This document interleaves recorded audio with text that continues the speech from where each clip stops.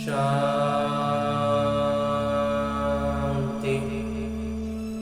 ओम शांति बाबा। बाबा ओम शांति। ओम शांति बाबा। आज 30 सितंबर 2023 की मुरली है। बाबा कह रहे, मीठे बच्चे, तुम्हारा मगज यानी दिमाग खुशी से सदा भरपूर होना चाहिए, क्योंकि तुम अभी बाबा के समान ज्ञानवान बन रहे हो। बाबा जो ज्ञान दे रहे हैं वो ज्ञान हमारे भीतर भरता जाएगा, तो हमें भी तो सारा ज्ञान बाबा भर दे ही रहे हैं। तो इस बात की खुशी से झूमते रहना है। हाँ जी बाबा। और आगे मेरे बाबा प्रश्न पूछ रहे हैं कि तुम बच्चे 21 जन्मों के लिए किस आधार पर माला माल बनते हो? उत्तर बतलाते हैं मेरे बाबा कि संगम पर तुम सीधे बाबा को अपना सब कुछ दे देते हो। सीधे बाबा से कभी संपर्क होता है हमारा, सब बाबा के हवाले कर देते हो। इसके बदले में तुमको 21 जन्मों के लिए माला माल बना देते हैं बाबा। बाबा कहते हैं, इस समय तुम्हारे पास जो कूड़ा कचरा है वो मुझे दे दो। मरने के पहले अपना सब कुछ स्थानांतरित कर दो, बाबा को दे दो। वहां पर मिल जाएगा 100 गुना, 1000 गुना, पदम गुना बढ़ा करके, बेहतर करके, तो भविष्य में उसका रिटर्न मिल जाएगा। तो गीत है ओम नमो शिवाय। ओम शांति। सालिग्रामों प्रति शिव भगवान वाच, रूहानी बच्चों प्रति रूहानी बाबा समझा रहे हैं। अभी तुम बच्चे जानते हो, यहाँ हमको आत्मा समझ बैठना है, न कि शरीर। और सारी दुनिया में एक भी ऐसा मनुष्य नहीं है जो ये समझते हो कि आत्मा क्या है। आत्मा को नहीं जानते तो फिर परमात्मा को भी कैसे समझेंगे? बाबा द्वारा ही आत्मा की समझ मिलती है। आत्मा और परमात्मा को ही नहीं जानते, इसलिए ही तो मनुष्य दुखी हैं। अभी तुम बच्चों को ये मालूम हुआ है कि इस नाटक की अथवा कल्प वृक्ष की आयु 5000 वर्ष है। ये तो समझते हो, गुणों का बीज अगर चैतन्य होता तो बतलाता ना कि मुझ बीज से वृक्ष कैसे निकले। अब वो है तो जड़। ये चैतन्य एक ही मनुष्य सृष्टि की वैरायटी वृक्ष। ये मनुष्य सृष्टि का ही एकलौता ऐसा बीज है जो चैतन्य है। तो तुम बच्चों को अभी सारी ज्ञान है। तुम्हारे में भी क्रमशः पुरुषार्थ अनुसार शुरू से लेकर अंत तक सारे वृक्ष का ज्ञान मिला हुआ है। बाबा तो पूरे वृक्ष का ज्ञान सारा कुछ बताते हैं। हमारी समझ के ऊपर हो जाता है कि हम कोई कितना समझ पाते हैं, कोई अच्छा समझते हैं और कोई कम समझते हैं। जैसे बीज में सारे वृक्ष का ज्ञान होता है, ये बाबा है चैतन्य बीज रूप। गाते भी हैं, परम पिता परमात्मा सत्य चित्त आनंद स्वरूप है। सच्चिदानंद मेरे बाबा है। तो निराकार की महिमा गाई जाती है। उनकी महिमा सबसे बिल्कुल न्यारी है। मनुष्य तो कुछ भी नहीं जानते हैं। भल देवताओं को ये वर्षा यहाँ से ही मिलता है, परंतु उनको भी वहाँ ये ज्ञान नहीं रहता। वंडरफुल बात है ना ये बात, एकदम बहुत खुशी से भर देने वाली बात है ये सारी। यहाँ अभी तुमको सारा ज्ञान मिलता है। बुद्धि में ज्ञान है। ये सृष्टि चक्र कैसे फिरता है, बाबा आकर के नई राजधानी स्थापन करते हैं। ये सारी बातें हमारी बुद्धि में अभी आ रही हैं। तो तुम इस नाटक के कलाकार हो। सिर्फ तुमको ही नाटक के आदि मध्य अंत रचता और रचना का ज्ञान है, और किसी को नहीं है। हमें पूरा नाटक का ज्ञान बाबा दे दिए, इसके आदि मध्य अंत का ज्ञान है, रचता कौन है, रचना क्या है, सारा ज्ञान बाबा हमें दे रहे हैं। न शूद्र वर्ण को यह ज्ञान है, न देवता वर्ण को ही यह ज्ञान होगा। अभी जो सब शूद्र स्थिति में पहुंच गए हैं उनको भी ये मालूम नहीं है, और जो फिर देवता बन जाएंगे तो भी ज्ञान नहीं रह जाएगा। तो ज्ञान अभी हम बच्चों को ही, ब्राह्मण बच्चों को ही बाबा दे रहे हैं। कोई सुनेंगे तो वंडर खाएंगे, दिमाग उनका घूम जाएगा कि ऐसा क्या हो रहा है। तो मनुष्य कहते हैं ये त्योहार आदि जो मनाते हैं वो परंपरा से चले आए हैं, परंतु बाबा समझाते हैं सतयुग में तो ये होते ही नहीं। त्योहारों का कोई त्योहार क्या होता है कोई जानते ही नहीं है। अभी तो कहते हैं ना ये दशहरा, ये दिवाली आदि आदि त्योहार है, वहां तो ये कुछ भी याद नहीं रहता, एकदम निश्चिंत होकर के राज्य करते हैं। अभी यहाँ तुम्हारी बुद्धि का ताला खुला हुआ है, तुम कलाकार हो, इस नाटक के रचयिता, निर्देशक, मुख्य कलाकार और निर्देशन आदि सबको तुम सब जानते हो। ये ज्ञान किसी की बुद्धि में रहेगी उनको अपार खुशी रहेगी। जिसकी भी बुद्धि में ये बात अंदर गई ना, उसकी खुशी का पारा स्वाभाविक रूप से एकदम स्वतः होने वाली चीज है कि ज्ञान समझ में आ गया, खुशी चेहरे से झलकने लगेगी, उनको अपार खुशी रहेगी। परम पिता को ही ज्ञानवान, ज्ञान सागर कहा जाता है। कौन सा ज्ञान? सिवाय तुम्हारे ये कोई समझ ही न सके ये बात, और कोई समझ जिनका बुद्धि में जाएगा तब तो वो जानेंगे। पिता को ही, भगवान को ही ज्ञानवान, वर्ल्ड अलमाइटी अथॉरिटी भी कहा जाता है। ये जो ज्ञान की बात हो रही है, ज्ञान किसकी है? सभी वेदों, शास्त्रों, ग्रंथों, सृष्टि के आदि मध्य अंत की, जितना वेद शास्त्र है, जितना सृष्टि चक्र है, सब का ज्ञान है। शास्त्रों में ये ज्ञान है ही नहीं, वो है ही भक्ति मार्ग के शास्त्र। सिर्फ पूजा करते रहो, बाकी रचयिता और रचना का ज्ञान कुछ भी नहीं है। तब तो ऋषि मुनि आदि भी कहते थे कि हम रचता और रचना को नहीं जानते। समझाने वाले एक ही पिता है, तो जानेंगे फिर कहां से? समझाने वाले, बताने वाले एक पिता है, और वो इस कल्प के इस संगम युग पर ही आते हैं, और जब उन मनुष्यों को देवता बना देते हैं तो उनसे वो ज्ञान लुप्त हो जाता है। तो आगे जाएगा कहां से? ये बस अभी मिला है, अभी के लिए मिला है, इसका भरपूर भरपूर फायदा लेना है। और बाबा जो वर्षा लुटा रहे हैं उस वर्षे को अपने भाग्य में भर लेना, अपने भाग्य को 21 जन्मों के लिए भरपूर कर लेना है। अभी तुम बाबा द्वारा सुनते हो, फिर ये ज्ञान प्रायः लोप हो जाता है।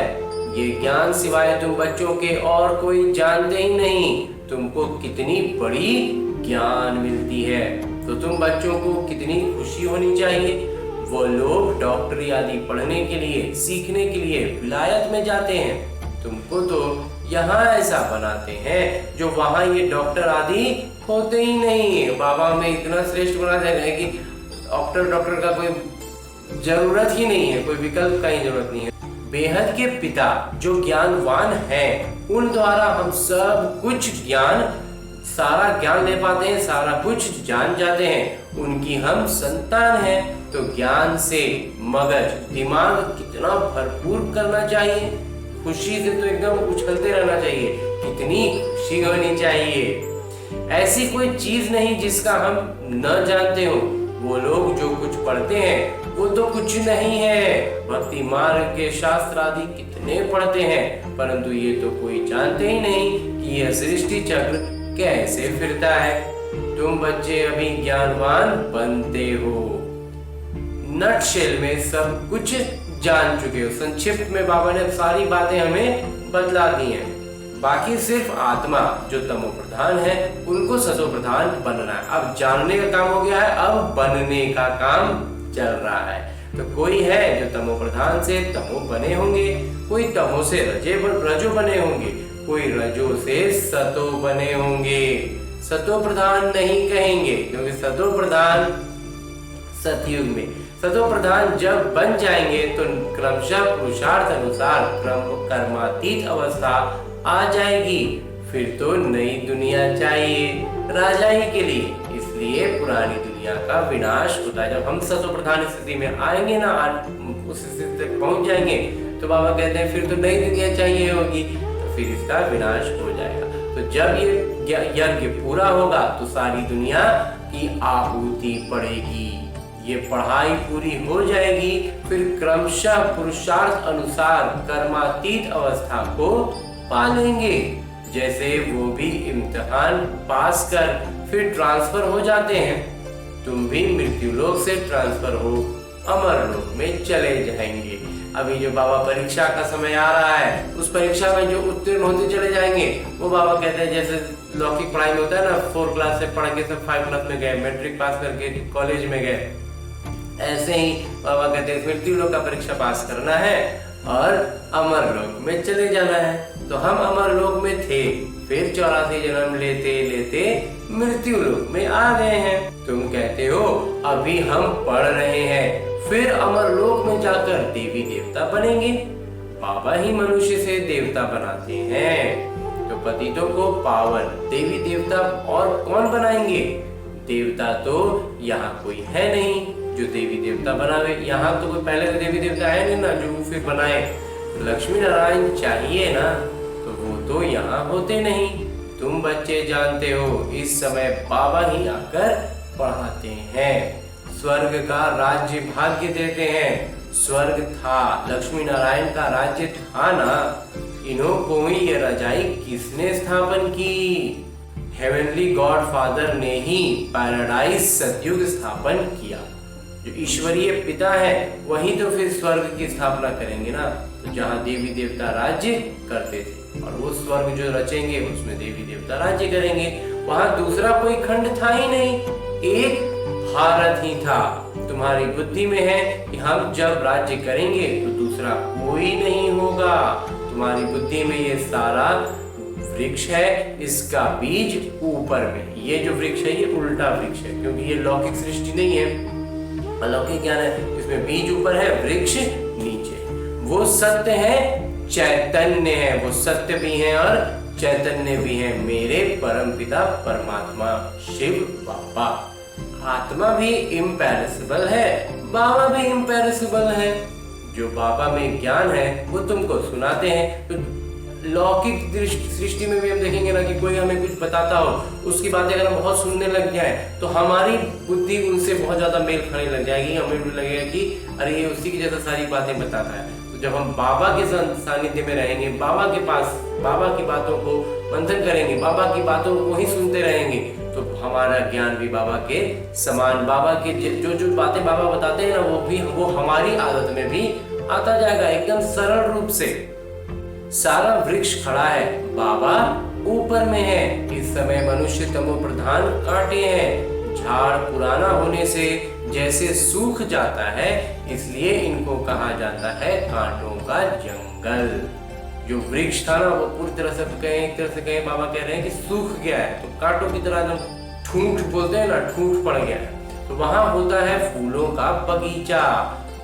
बागवान भी है, किसी को खेवैया, किसी को बागवान, किसी को माली कहते हैं। बाबा है खेवैया। तुम भी बोट चलाना सीख रहे हो, हमको भी बाबा नाव चलाना सिखा रहे हैं। हर एक की नैया बहुत पुरानी हो गई है। नैया आत्मा और शरीर दोनों की बनी हुई है। गाते भी हैं नैया मेरी पार लगाओ। अब नैया भी पुरानी तो शरीर भी पुराना, अब पार कैसे हो और जाए कहाँ? तुम जानते हो पार किसको कहा जाता है? मुक्ति धाम। जीवन मुक्ति चीज क्या है?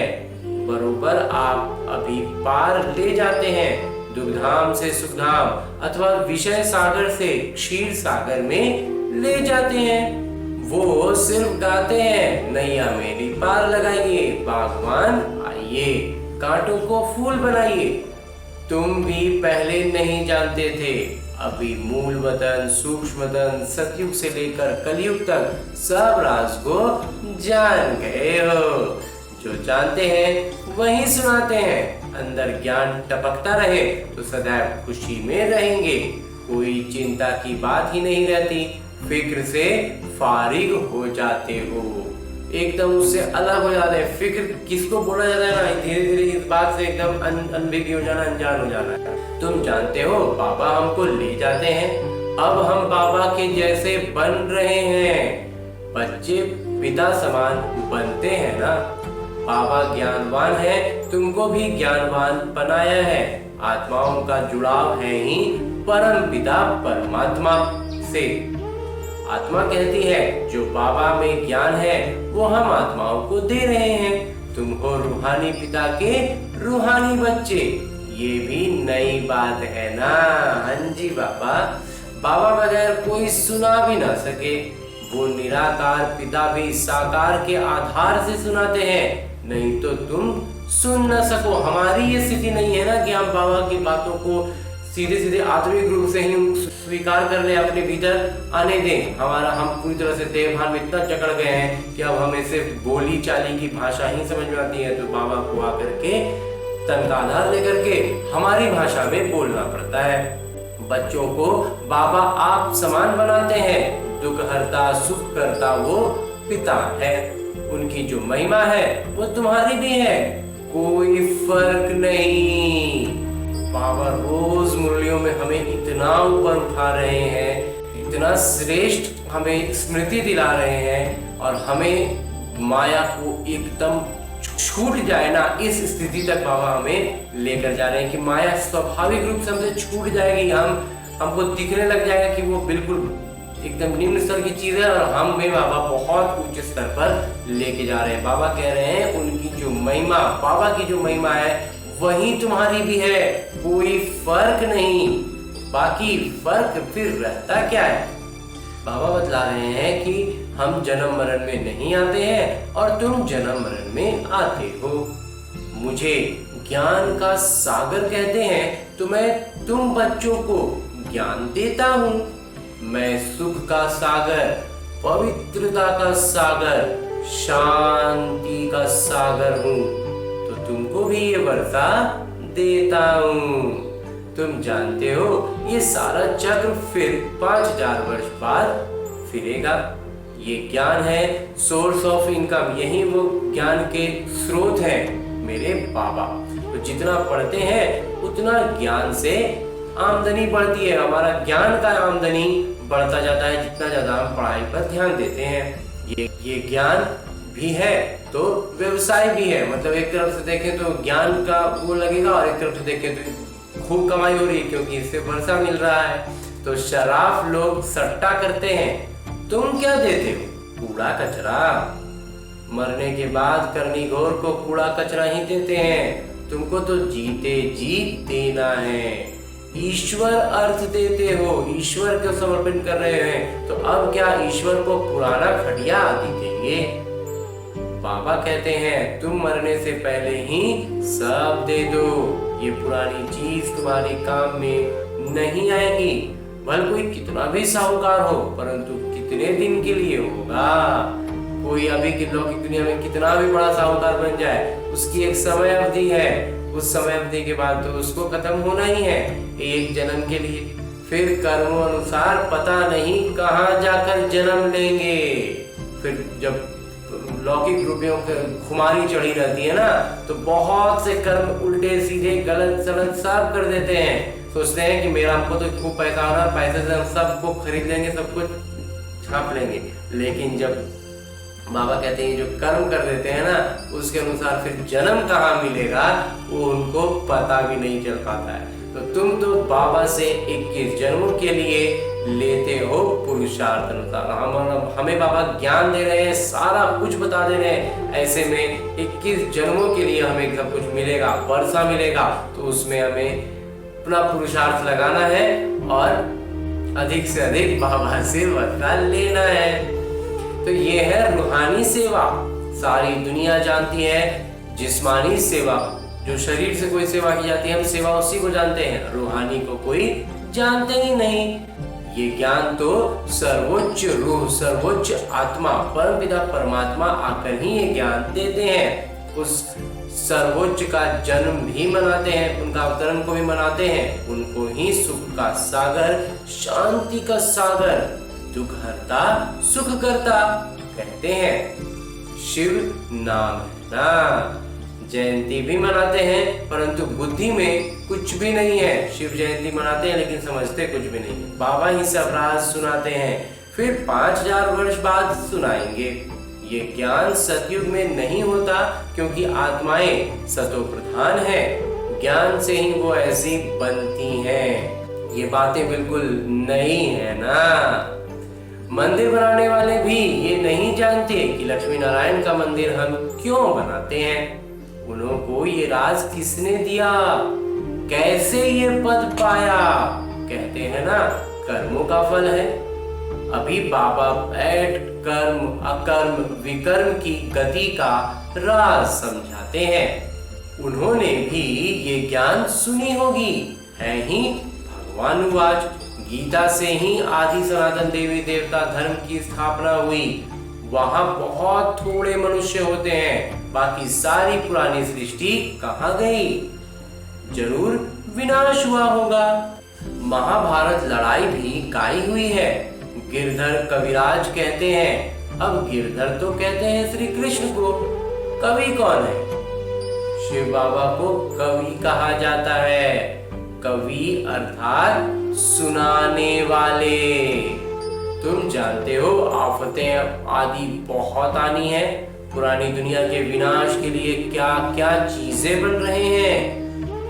ये वही महाभारत लड़ाई है जब भगवान ने आकर रुद्र ज्ञान यज्ञ रचा है। भगवान यज्ञ किस लिए रचते हैं? यज्ञ रचा ही जाता है सुख और शांति के लिए। बाबा सभी के दुख हरता, सुख करता है। तो इस ज्ञान यज्ञ में सारी पुरानी सृष्टि स्वाहा हो जाएगी। तुम जानते हो हम ब्राह्मण यज्ञ के कर्मचारी हैं। हम ब्राह्मण ब्रह्मा के सच्चे मुख वंशावली हैं। तो बाबा जो मुख से कहें वही मानना पड़े। श्री श्री की श्रेष्ठ मत से ही हम श्रेष्ठ बन रुद्र की माला का दाना बनेंगे। सीजरा बनाते हैं, बांसवानी सीजरा, कृपलानी सीजरा। तो ऊपर में है शिव बाबा, उनका है निराकारी सिजरा। निराकारी सिजरा वो फिर साकारी सिजरा होता है। पहले क्रम में है प्रजापिता, तो वो हुए जिस्मानी और वो रूहानी। तो रूहानी बाबा आकर प्रजापिता ब्रह्मा द्वारा रचना रचते हैं। उनको बुलाते ही हैं पतित पावन आइए, पुरानी पतित दुनिया को पावन बनाने आइए। नई नहीं बनाते हैं, प्रलय होती नहीं। बाबा कोई अलग नया दुनिया नहीं बनाते हैं और इसमें भी कोई प्रलय नहीं होता है। तो ये विश्व का इतिहास भूगोल रिपीट होता है।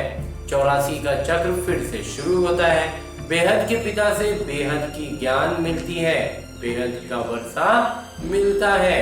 बेहद के पिता को सब याद करते हैं। हे भगवान कहते हैं ना, कोई भी बात में कहते हैं हे भगवान। तो हे ईश्वर, हे प्रभु कहने से कोई चित्र याद नहीं आता, निराकार याद आते हैं। जब हम हे भगवान, हे ईश्वर, ये हे प्रभु कहते हैं तो कोई चित्र याद नहीं आता है, सिर्फ निराकार की याद होती है। तो कहते भी हैं भगवान को याद करो, पिता है ना, तो हम सब भाई हैं। तो आत्माओं के लिए कहते हैं सब भाई हैं। सब पुकारते हैं कि हे पतित पावन, दुख हरता, सुख करता, हे मुक्ति दाता, आइए हमको पथ प्रदर्शित कीजिए। घर भूल गए हैं, इस पराये देश में हम पूरी तरह से अपने घर को भूल गए, घर का रास्ता भूल गए हैं। तो पूरी तरह से हम घुटन में हैं, बहुत ज्यादा बेचैनी में हैं। इसलिए बाबा हमें आए हैं। हम बाबा को पुकार रहे थे कि बाबा आइए और हमें यहाँ से ले चलिए। बाबा आपसे पूछ रहे हैं कि याद है जो हम इतना पुकारते थे कि बाबा आइए, बाबा आइए। तो जब आ रहे हैं तब हम बोल रहे हैं कि हम जा नहीं सकते। योग लगाने से जैसे घृत पड़ता जाता है, लेकिन अब जब हम योग में आज सीखेंगे, योग लगाने लग जाएंगे बाबा से, चलते फिरते उठते बैठते, तो फिर क्या होगा, ये योग की अवस्था इस याद को, इसमें घी का काम करेगी। क्योंकि आत्मा तो अविनाशी है ना, तो आत्मा की ज्योति सारी बुझाई नहीं जाती है। तो अब योग बल का घृत डालना है सदैव के लिए। फिर दीपमाला सोझरा हो जाएगा। दीपमाला अर्थात घर घर में सोझरा। तो दीपमाला कहाँ होगी? सतयुग में, यहाँ नहीं। ये सब राज अभी तुम समझते हो। तुम्हारे पास कोई अंधविश्वास नहीं है, कोई अंधविश्वास की बात नहीं है, पूरा पूरा श्रेष्ठ से श्रेष्ठ ज्ञान है। अच्छा, मीठे मीठे सिखी लगे बच्चों प्रति माता पिता बाबा का याद प्यार और आशीर्वाद। रूहानी बाबा की रूहानी बच्चों को नमस्ते। हम रूहानी बच्चों की ओर से रूहानी बाबा को याद प्यार और प्रणाम। धन्यवाद बाबा, धन्यवाद। मुरली के लिए भी धन्यवाद और इस अनूठे अलौकिक ब्राह्मण जीवन के लिए भी बहुत बहुत बहुत धन्यवाद बाबा, बहुत धन्यवाद। और आज की मुरली से वो बिंदु जो हमें अपने जीवन में, ब्राह्मण जीवन में धारण करके अपने जीवन को श्रेष्ठ बनाना है, वो प्रमुख बिंदुएं हैं कि चिंताओं से मुक्त होने के लिए बाबा समान ज्ञानवान बनना है। जितना ज्ञान बाबा दे रहे हैं, सारा ज्ञान अपने भीतर भर लेना है। बुद्धि में सदा ज्ञान का सिमरन करते रहना, मंथन करते रहेंगे तो ज्ञान जो है वो बढ़ता जाएगा, पूरी तरह से हमारे भीतर भरता जाएगा। तो हम अपने जीवन में जब भी कोई काम करेंगे ना, तो वो ज्ञान उसमें झलकेगा। तो रूहानी सेवा कर अपनी प्रारब्ध बनानी है, और जितना रूहानी सेवा करेंगे, झलकेगा ना हमसे, उतना ज्यादा प्रारब्ध भी बनेगा। पुराना सब कुछ ट्रांसफर कर देना, इस लौकिक दुनिया का जो कुछ भी है सब कुछ बाबा को समर्पित कर देंगे। वहाँ बाबा उसका पदम गुना करके, बेहतर करके, बहुत बढ़िया श्रेष्ठ बना करके हमें सुखों से भर देंगे। और आगे मेरे बाबा वरदान दे रहे हैं। वरदान देते हुए मेरे बाबा कहते हैं, सर्वप्रति शुभ कल्याण की भावना रख परिवर्तन करने वाले बेहद के सेवाधारी भवा।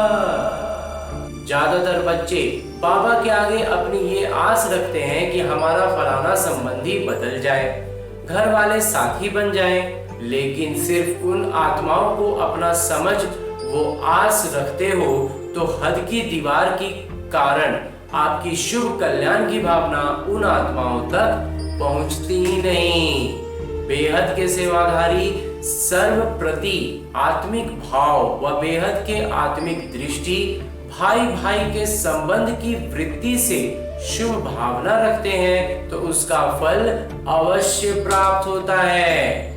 यही मनसा सेवा की यथार्थ विधि है। इतना प्यार से बाबा बतलाते हैं कि घर वालों को जो है ना, उसमें हम एक लौकिक संबंध को जोड़ लेते हैं, उसकी दीवार बना देते हैं। बाबा कहते हैं अपने आप को बेहद का बनाना है, तो फिर वो हर आत्मा भाई भाई और उन तक वो भावनाएं पहुंचेंगी। तो वृत्ति ऐसी रखनी है, भावना श्रेष्ठ रखनी है, अपनी स्थिति आत्मिक में स्थिति में लानी है। हम वहां नहीं उलझेंगे तो हमारा स्थिति उनको भी खींच कर ले आएगा। और अंत में स्लोगन है, मुरली का उपदेश है कि ज्ञान रूपी बाणों को बुद्धि रूपी तरकश में भरकर माया को ललकारने वाले ही महावीर योद्धा है। ज्ञान के बाण अपने तरकश में जब भरे होंगे ना, तो माया का कोई भी रूप में वो सामने आए, तुरंत निकालना है, तुरंत उस पर चला देना है और वो कुछ नहीं कर पाएगा। तो बाबा इसी को कहते हैं, माया को अब ललकारने की हमारी स्थिति होनी चाहिए कि माया को हम बोलें कि आओ जरा देखे तुमको भी। माया अगर के हमको खींच रहा है, हम उससे छुड़ा रहे हैं, बाबा कहते हैं उस अवस्था में हमें नहीं रहना है। हाँ जी बाबा। और आज की मुरली के बाद मेरे बाबा अव्यक्त इशारे दे रहे हैं कि जितना जितना याद में रहेंगे उतना अनुभव करेंगे कि मैं अकेला नहीं, लेकिन बाबा सदा साथ है। कोई भी समस्या सामने आए तो यही स्मृति में रहे कि मैं सम्मिलित हूं, तो घबराएंगे नहीं। सम्मिलित रूप की स्मृति से कोई भी मुश्किल कार्य सहज हो जाएगा। अपने सब बोझ बाबा के ऊपर रख, स्वयं हल्के हो जाओ, अपना सारा बोझ बाबा को दे दो और खुद हल्के हो जाओ, तो सदा अपने को खुशनसीब अनुभव करेंगे और फरिश्ते के समान नाचते रहेंगे, एकदम खुशी से ऊपर उठ जाएंगे जब अपना बोझ बाबा को दे देंगे। और बाबा उस बोझ को ना स्वर्ग में फूल बना करके राहों पर बिछा देंगे। ओम शांति बाबा, ओम शांति।